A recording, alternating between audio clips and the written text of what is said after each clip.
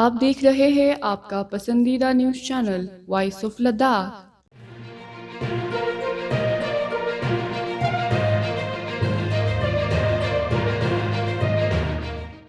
मंच पर विराजमान आज के इस कार्यक्रम के मुख्य मेहमान chief executive counsellor LHDC Kargil आदरणीय श्री फिरोज अहमद खान जी, एग्जीक्यूटिव काउंसलर फुनसुक टशी जी, मोहसिन अली जी, सम्मानित काउंसलर्स, कारगिल के युवा ऊर्जावान डिप्टी कमिश्नर संतोष Sukhdev ji, chief agriculture officer और इस कार्यक्रम के आयोजक आदरणीय श्री काचो मोहम्मद अली खान जी और प्रशासन और उनके विभाग के यहाँ पर उपस्थित अधिकारीगण, मीडिया के भाई और यहाँ पर कारगिल के दूर दराज क्षेत्रों से आए हुए किसान और सहकारी आंदोलन से जुड़े हुए भाइयों और बहनों, आप सभी का स्वागत है, अभिनंदन है, आप सभी को नमस्कार। मैं आभारी हूँ आपके काउंसिल का, आपके ज़िला प्रशासन का और आपके एग्रीकल्चर डिपार्टमेंट का कि आज इतनी दूर कारगिल जैसे जगह पर मुझे आने का मौका मिल रहा है। यहाँ के किसानों से, यहाँ के अधिकारियों से, आप लोगों से मुझे रूबरू होने का मौका मिला है। मैं इसके लिए आप सभी का तहे दिल से शुक्रगुजार हूँ। जैसे कि अभी मेरे पूर्व के वक्ताओं ने, DC साहब ने खुद बताया कि ये जो शिंकुला दर्रा है, इस दर्रे से जो आवाजाही आपकी शुरू हुई है और जो प्रोग्रेस, जो एक महीने पहले 14-15 तारीख को मैं ज़ांस्कर फेस्टिवल में आया था और अभी एक महीने बाद आया हूँ, तो जो प्रोग्रेस मुझे नज़र आ रही है उससे मुझे लगता है कि बहुत ही जल्दी आपका ये कारगिल और ज़ांस्कर का इलाका, हिमाचल प्रदेश और खासकर हिमाचल प्रदेश में आपके स्वागत के लिए जो लाहौल स्पीति का जनजातीय क्षेत्र है, हमारा ज़िला है, उसके साथ आपके संबंध बहुत जल्द ही प्रगाढ़ होने वाले हैं। और मुझे खुशी है कि इसकी शुरुआत करने का श्रेय कहीं ना कहीं किसी कोने में हमें भी मिलेगा। और इस कार्यक्रम के माध्यम से, और जैसे कि अभी मुझसे पहले भी यहाँ कहा गया कि ये पहला और आखिरी कार्यक्रम नहीं होना चाहिए, इस तरह के कार्यक्रमों की भरमार होनी चाहिए ताकि जो समझ देश के बाकी हिस्सों में जो प्रगतिशील किसान है, जो इस तरह के मूवमेंट में अपने किसानों के मार्गदर्शक बने हैं, सहयोगी बने हैं, उन लोगों के सहयोग से कारगिल और ज़ांस्कर जैसे क्षेत्र भी आगे आए, आपके आजीविका में वृद्धि हो, आप लोगों का जो जीवन यापन है वो बेहतर हो। तो इस तरह के प्रयास जो है लगातार होने चाहिए। इस तरह के प्रयासों की सख्त आवश्यकता है।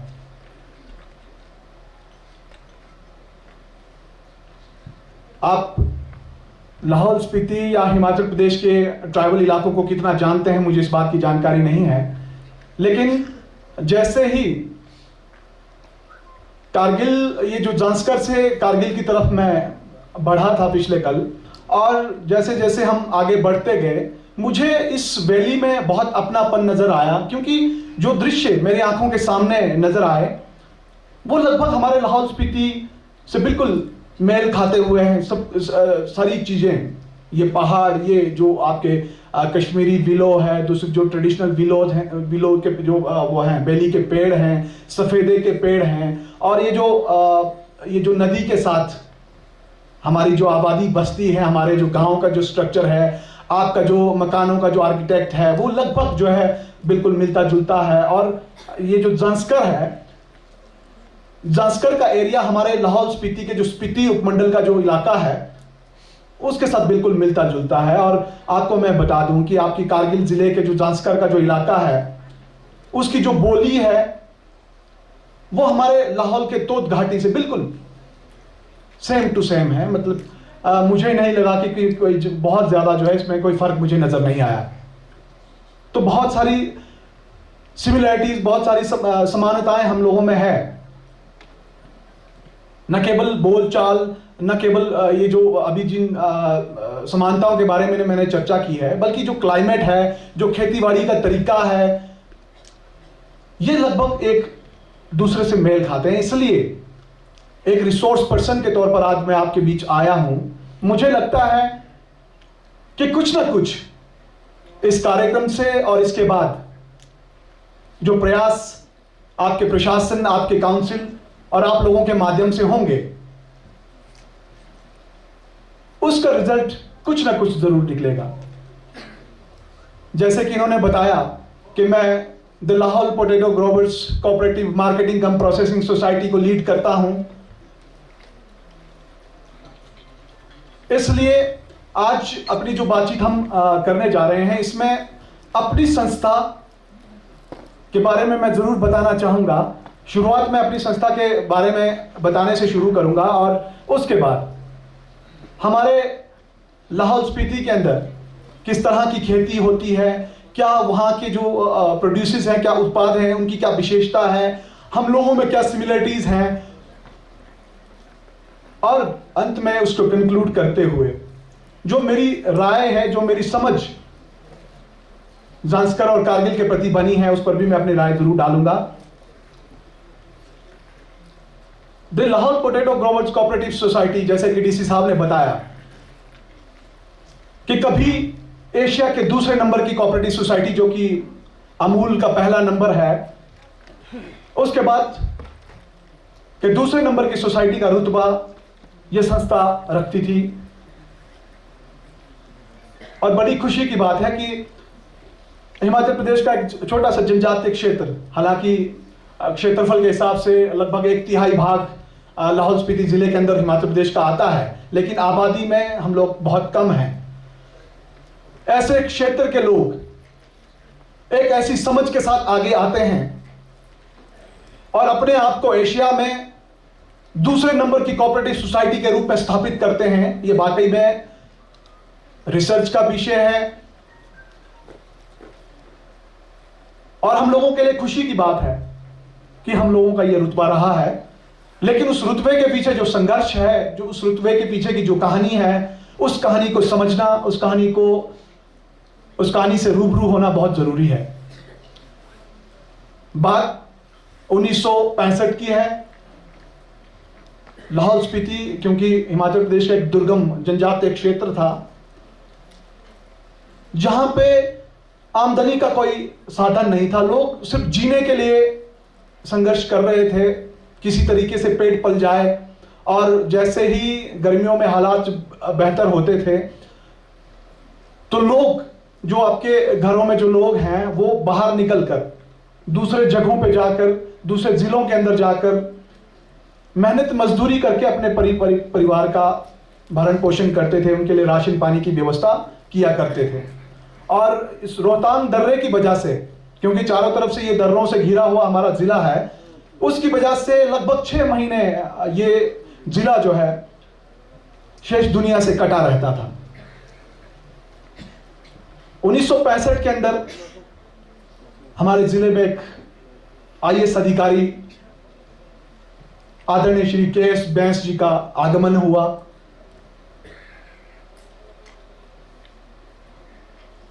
एक IAS अधिकारी, एक डिप्टी कमिश्नर किस तरह से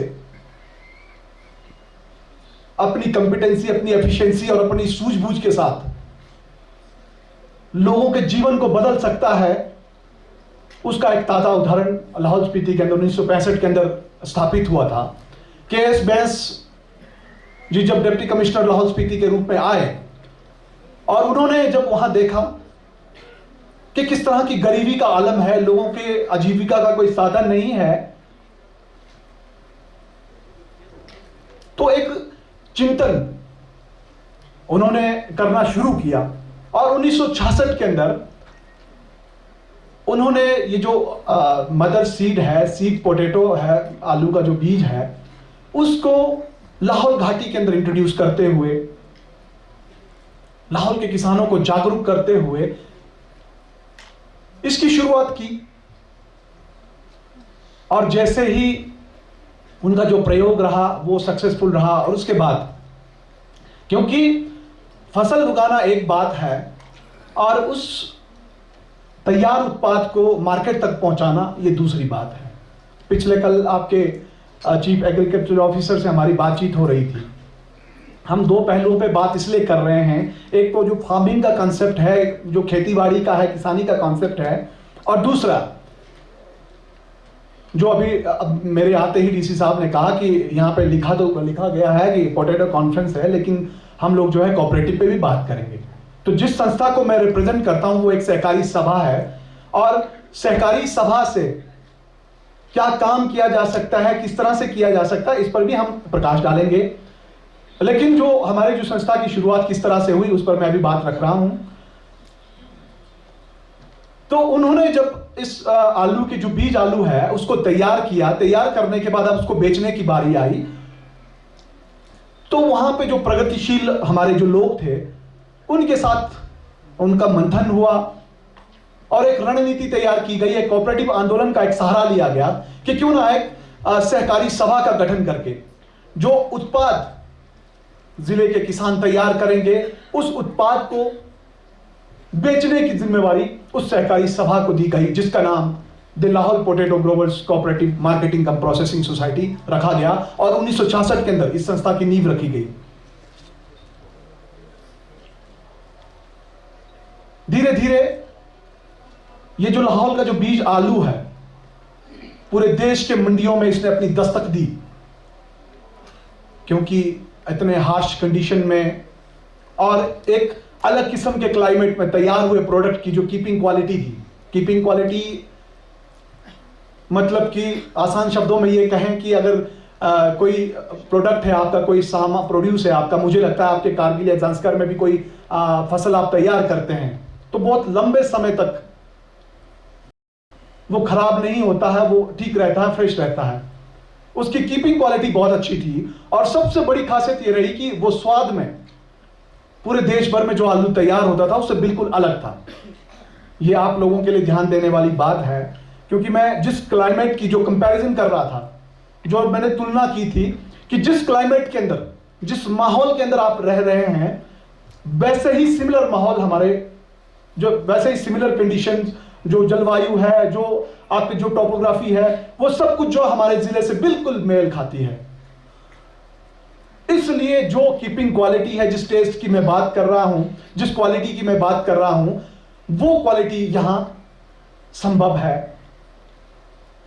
उसको तैयार करने के बाद पूरे देश की मंडियों में जब हमारे बीज आलू ने दस्तक दी तो उस आलू ने नए कीर्तिमान स्थापित किए, और न केवल पूरे देश के अंदर बल्कि पड़ोसी मुल्क पाकिस्तान के अंदर भी लाहौल का आलू एक्सपोर्ट किया गया। यह हमारे वहां के जनजातीय किसानों के लिए बहुत बड़ी उपलब्धि रही है। और इस मूवमेंट की शुरुआत से पहले मैंने बताया कि लोग अपने जीवन यापन के लिए, अपने रोजमर्रा के जीवन के लिए जो स्ट्रगल कर रहे थे, संघर्ष कर रहे थे, बाहर जाकर दिहाड़ी मजदूरी कर रहे थे, किसी तरीके से अपने परिवार का भरण पोषण कर रहे थे, पेट पाल रहे थे, अचानक से उनको रोजगार का, उनको आजीविका का एक साधन मिला, और उस साधन के माध्यम से लोगों की पॉजिटिविटी, लोगों की समझ, लोगों का नजरिया बदला। और आज अगर जैसे मैंने कहा कि आपका स्वागत द्वार है, जैसे ही आप ज़ांस्कर से होते हुए आप लाहौल में प्रवेश करते हैं तो वहां पे जाते ही वहां की खेतीबाड़ी, वहां के जो मकान हैं, घर हैं बने हुए, उनको देखकर कुछ हद तक आपको वहां के लोगों का रहन सहन, वहां के लोगों का जीवन स्तर और वहां के लोगों की आमदनी का थोड़ा सा अंदाजा आपको लग जाएगा। और हमें ये बताते हुए बेहद गर्व महसूस होता है कि इस हिंदुस्तान के अंदर जो जनजातीय आबादी है उसमें सबसे अधिक पर कैपिटा इनकम जो है हमारे जिला लाहौल स्पीति के लोगों की है। उसके पीछे का सबसे बड़ा योगदान, उसके पीछे का सबसे बड़ा कंट्रीब्यूशन इस संस्था का, और वो जो के.एस. बैंस जी जो एक इनिशिएटिव किए, जो एक आंदोलन खेतीबाड़ी के क्षेत्र में लाहौल स्पीति के अंदर लाए, ये उसकी वजह से हुआ। लोगों ने आलू को उगाना शुरू किया, उसकी मार्केटिंग एलपीएस जो Lahaul potato growers cooperative society है, इसके माध्यम से करना शुरू किया, क्योंकि उस दौर में रोजगार की संभावनाएं काफी थी, पढ़े लिखे लोग कम थे, और हमारे लोगों ने अपने बच्चों को पढ़ाना शुरू किया। और जब लोगों ने अपने बच्चों को पढ़ाना शुरू किया, क्योंकि हमारे वहां पे तो इंफ्रास्ट्रक्चर था नहीं, पढ़ने के लिए बाहर जाना पड़ता था, बच्चों को प्राइमरी स्कूल या मिडिल स्कूल तक करते थे, उसके बाद चंडीगढ़ में, पंजाब में, लाहौर तक हमारे लोग पढ़े हैं। और हमारी जनरेशन, मैं भी अपने जिले में नहीं पढ़ा हूं, मैं धर्मशाला हिमाचल प्रदेश यूनिवर्सिटी शिमला में पढ़ा हूं। तो इस तरह एक लोगों के लिए एक आमदनी का एक सोर्स तैयार हुआ। लोगों ने अपने बच्चे पढ़ाने जब बाहर भेजे, तो एलपीएस ने उसमें एक बहुत बड़ी भूमिका निभाई। एलपीएस किसानों से आलू लेती थी मार्केटिंग के लिए फॉर सेल, बदले में किसानों की जरूरतों के मुताबिक, क्योंकि मैंने कहा कि बर्फबारी के बाद 6 महीने ये जो जिला है वो शेष दुनिया से कट जाता था, इसलिए लोग अपने पूरे साल का राशन एक बार में इकट्ठा करते हैं, एक बार में परचेज करते हैं और अपने घर में ले जाकर उसको स्टोर करते हैं। तो जब पूरे साल का राशन इकट्ठा करना, तो आपको एक अच्छे अमाउंट की जरूरत पड़ती है, एक अच्छी राशि की जरूरत पड़ती है। तो वो राशन आपके आलू को जो मार्केटिंग के लिए एलपीएस में भेजा जाता था, उसकी मार्केटिंग अभी होती नहीं थी, लेकिन उससे पहले ही संस्था जो है और राशन की सप्लाई पूरे जिले के अंदर हर एक हाउस होल्ड में एलपीएस ने करना शुरू किया। उससे जो आपके पहली जो प्राथमिकता थी कि आपने अपने परिवार का पेट पालना है, पहली रिक्वायरमेंट उसको देखा गया, पहली आवश्यकता को पूरा किया गया। उसके बाद जो प्रगतिशील लोग थे, जो ज्यादातर लोग जिन लोगों ने अपने बच्चों को घरों से बाहर पढ़ने के लिए भेजा था, उनको खर्चे के लिए एक व्यवस्था शुरू की कि कोई भी बच्चा वहां पर आकर जो है पढ़ने के लिए जो खर्चा है, जो उसके घर वालों ने रेकमेंड किया, उसके आधार पर उसको खर्चा वहां से दिया जाए, ताकि जितने भी बच्चे जो जिले से बाहर पढ़ने के लिए आए हैं उनको किसी प्रकार की दिक्कत ना हो। तो इस तरह से काम करना शुरू किया। और आज जो विकसित लाहौल है, जो पर कैपिटा इनकम की मैं बात कर रहा हूं कि उसमें हम लोग जो हैं पूरे देश के अंदर सिरमौर हैं, वो तभी संभव हो पाया है जब एक सोची समझी रणनीति के तहत, एक आंदोलन के तहत इस कोऑपरेटिव मूवमेंट के माध्यम से काम किया गया, और उसके माध्यम से एक नींव रखी गई जो आज का लाहौल है उसकी। आज लाहौल स्पीति के अंदर लगभग हर घर में आपको सरकारी अधिकारी मिल जाएंगे। और आपको मैं बता दूं कि लाहौल घाटी के अंदर एक गांव ऐसा है, ठोलंग गांव, जिसमें देश के सबसे बड़े आईएएस, सबसे ज्यादा आईएएस एक गांव में उस ठोलंग गांव से हैं। सबसे ज्यादा अधिकारी उस गांव से हैं। ये प्रेरणा है उन लोगों के लिए। और जैसे ही मैं जांस्कर में आता हूं, कल कारगिल आया, जो आपका जो मैंने पीछे से जो मैं देख रहा हूं आपके गांव के जो वो जो है माहौल है, वातावरण है, मुझे लगता है कि आने वाले समय के अंदर लाहौल स्पीति एक बड़े भाई की भूमिका में, एक मार्गदर्शक की भूमिका में आपके लिए एक इंपॉर्टेंट रोल प्ले कर सकता है, बशर्ते कि अगर आप चाहें, आपका प्रशासन, आपकी काउंसिल चाहे। तो ये जो कोऑपरेटिव मूवमेंट और किसानों के जो मूवमेंट हुआ, उसको मिलकर एक जो माहौल तैयार किया गया पूरे लाहौल स्पीति के अंदर, ये एक उदाहरण पेश करता है कि किस तरह से हम लोग जो है मिलजुल कर आगे बढ़ सकते हैं और किस तरह से काम किया जा सकता है। अब मैं जो है, क्योंकि मैंने पहले ही कहा कि हम 2 विषयों पर बात करेंगे। सबसे पहले तो ये जो कोऑपरेटिव मूवमेंट है इसमें किस तरह से काम किया जा सकता है। और दूसरी बात, जो खेतीबाड़ी है, जो समानताएं हमारी और इसमें क्या संभावनाएं हैं, लाहौल स्पीति क्या कर रही है, आप क्या कर सकते हैं, इसमें हम विस्तार से चर्चा करेंगे। तो ये जो सहकार आंदोलन शुरू हुआ 1966 में, जब इसका गठन हुआ, इसको जो सहकारी जो हमारे जो कोऑपरेटिव डिपार्टमेंट है, इसके मार्गदर्शन में, इसके जो रूल एंड रेगुलेशंस हैं, इसके जो बायलॉज हैं, उसके हिसाब से किया गया और पूरे लाहौल को 6 जोन में बांटा गया। 6 जोन में बांटा गया और पूरा डेमोक्रेटिक सेटअप इसका किया गया, लोकतांत्रिक व्यवस्था इसमें की गई। जैसे आपके काउंसिल जो है इसके ये आपका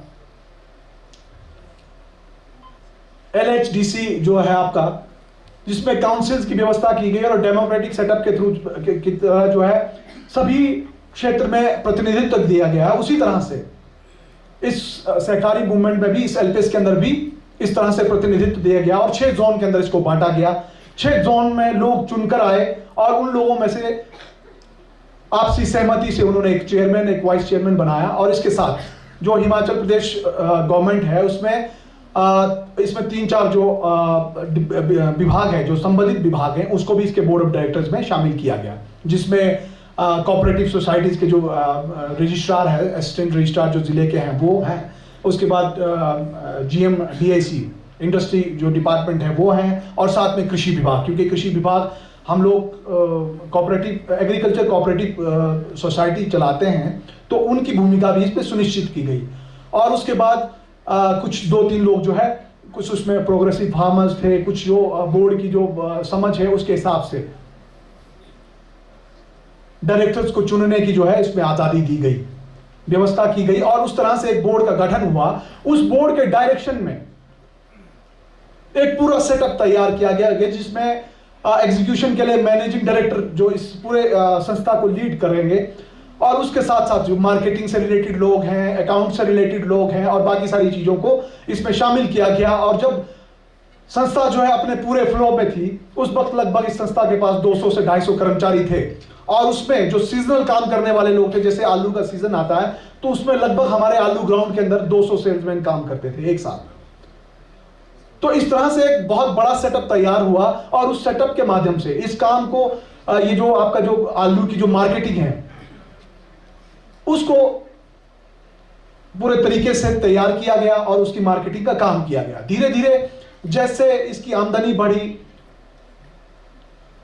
जब इस मूवमेंट से पैसा कमाना LPS ने शुरू किया, तो उसके बाद LPS ने दूसरे काम भी शुरू इसमें दूसरे काम में भी हाथ डालना शुरू किया। आज हमारे पास होटल इंडस्ट्री में हमारे कुछ होटल्स हैं, हमारे पास पूरे लाहौल आपके ले रूट और जांस्कर रूट में जो इकलौता पेट्रोल पंप तांदी के अंदर है, वो हमारा पेट्रोल पंप है, जिससे हमें लगभग 70 लाख से 1 करोड़ रुपए की सालाना आमदनी होती है। हमारे फूड प्रोसेसिंग यूनिट्स हैं, हमारे पास बहुत सारे कलेक्शन सेंटर्स हैं, हमारे पास गेस्ट हाउस हैं। तो एक पूरा जो है एक एसेट्स जो इस संस्था ने तैयार किए, और उससे जो आमदनी होती थी, उससे लोगों की इनकम को किस तरह से जनरेट किया जाए, किस तरह से बढ़ावा दिया जाए, लोगों के, किसानों की जो किस तरह से मदद की जा सकती है, वो इसमें इन्वेस्ट किया जाने लगा।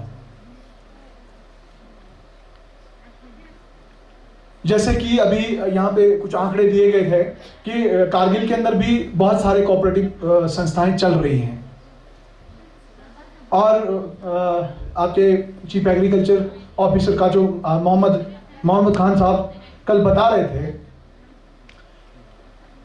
कि जिस तरह का जो कोऑपरेटिव मूवमेंट यहाँ पर चलाया गया है, ये एक्चुअल में जो एक प्रशासनिक प्रतिबद्धता होती है कि जो सरकार के आदेश हैं कि कोऑपरेटिव मूवमेंट को किया जाए और इस तरह से कोऑपरेटिव का गठन किया जाए, वो यहाँ पे नहीं बल्कि हमारे जिले में लाहौल स्पीति के अंदर भी बहुत सारे छोटे छोटे कोऑपरेटिव्स बने हुए हैं, लेकिन उनका काम सीमित है, वो बहुत कुछ अलग काम नहीं करते हैं। ज़्यादातर कोऑपरेटिव सोसाइटीज जो राशन है, जो सरकारी राशन, जो डिपो का राशन है, उसका डिस्ट्रीब्यूशन ही कर पाती हैं। लेकिन कोऑपरेटिव मूवमेंट के अंदर बहुत सारी संभावनाएं हैं। हालांकि पहले के दौर में जब एलपीएस का गठन हुआ था उसके बाद से लेकर ये जो अभी का जो 2010 तक का जो समय रहा है वो बहुत हमारे हिमाचल प्रदेश में तो बहुत इसका कोऑपरेटिव रहा है। हिमाचल प्रदेश गवर्नमेंट होगी, चाहे राष्ट्र स्तर की संस्थाएं एनसीडीसी है, चाहे इफको है या नाफेड है, इस तरह की बहुत सारी संस्थाएं थी जो पूरी तरह से इन कोऑपरेटिव मूवमेंट को आगे ले जाने के लिए फंड करती थी, बहुत सारा पैसा देती थी। लेकिन धीरे धीरे जो है ये सारी चीजें बंद हो गई। लेकिन पिछले कुछ दिनों में क्रांतिकारी पहल फिर हुई जब भारत सरकार ने एक कोऑपरेटिव मिनिस्ट्री का अलग से इसका मिनिस्ट्री को स्थापित किया है, जिसमें हमारे देश के गृह मंत्री अमित शाह जी इसके मंत्री बनाए गए। और पिछली बार अभी कुछ दिनों पहले ये अक्टूबर महीने के अंदर एक बहुत बड़ा राष्ट्रीय सम्मेलन, सहकार सम्मेलन दिल्ली में आयोजित हुआ था और जिसमें मुझे भाग लेने का मौका मिला था।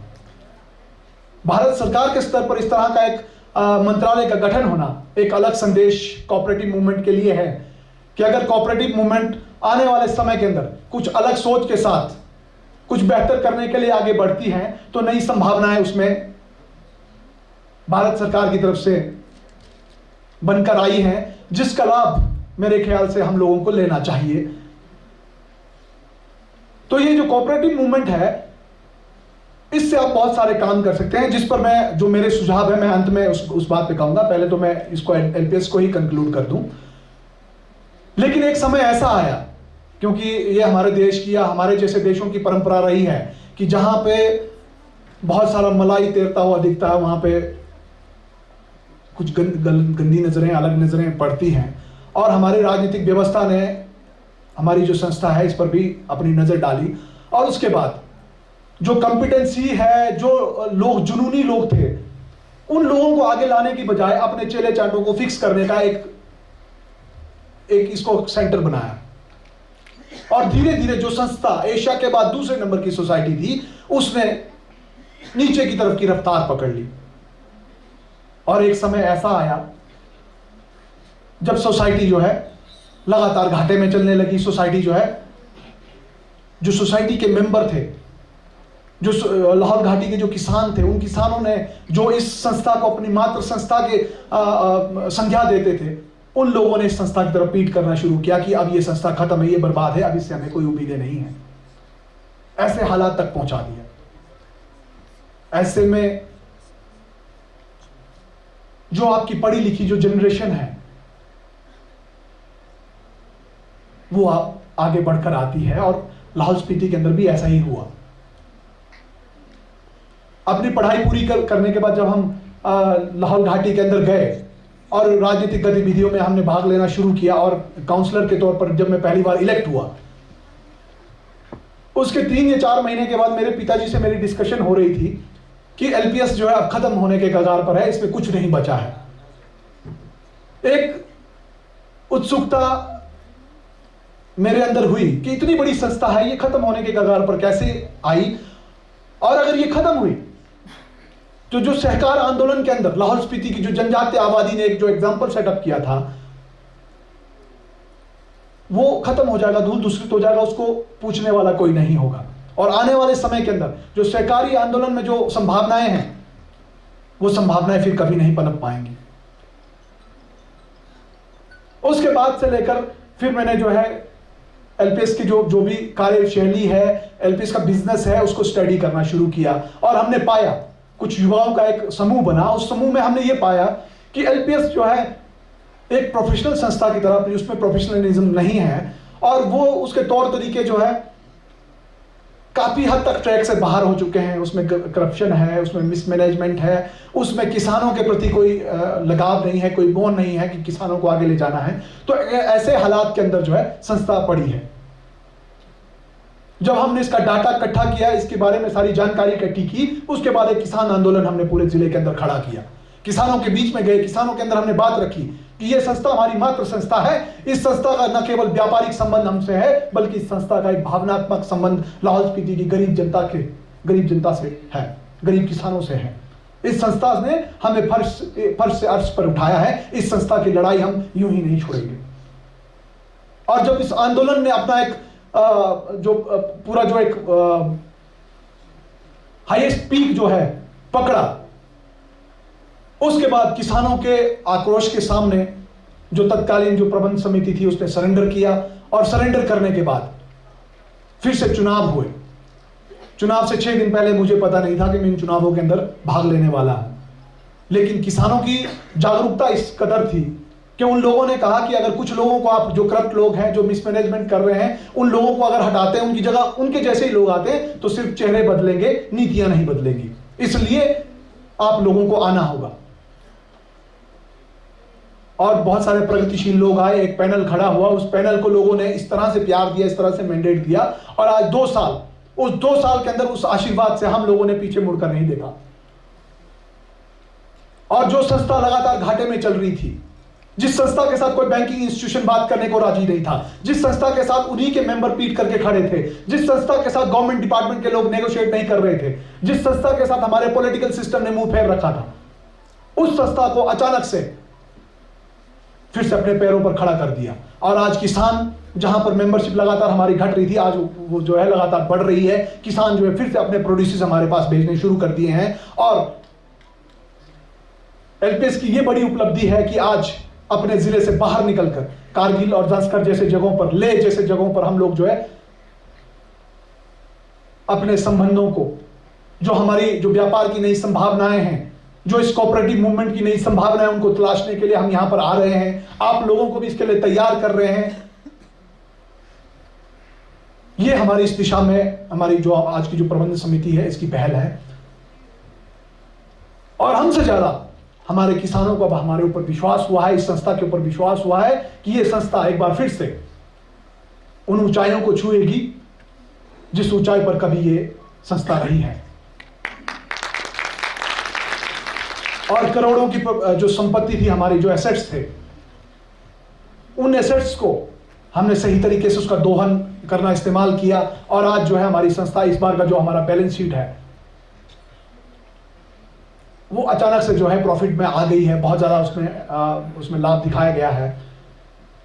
और हम उम्मीद कर रहे हैं कि आने वाले समय के अंदर एक बार फिर से हिमाचल प्रदेश के कोऑपरेटिव मूवमेंट में, हिमाचल प्रदेश की सरकार का जो रवैया जो हमारी तरफ रहा है, उसको हम बदलने में हम कामयाब होंगे। और एक बार फिर से जो फंडिंग एजेंसीज हैं, जो सरकारी जो तंत्र है, वो हम पर पैसा बरसाएगी।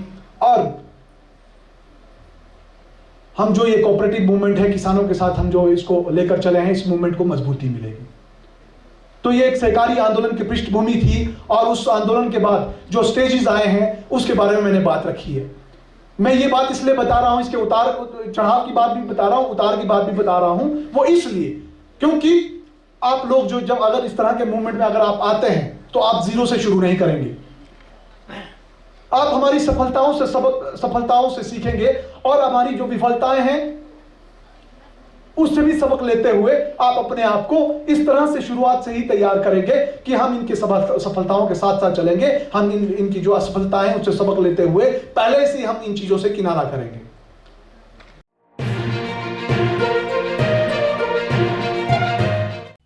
मकामी, कौमी और बैनुल-अक़वामी खबरों से बाखबर रहने के लिए चैनल को लाइक, शेयर और सब्सक्राइब करें।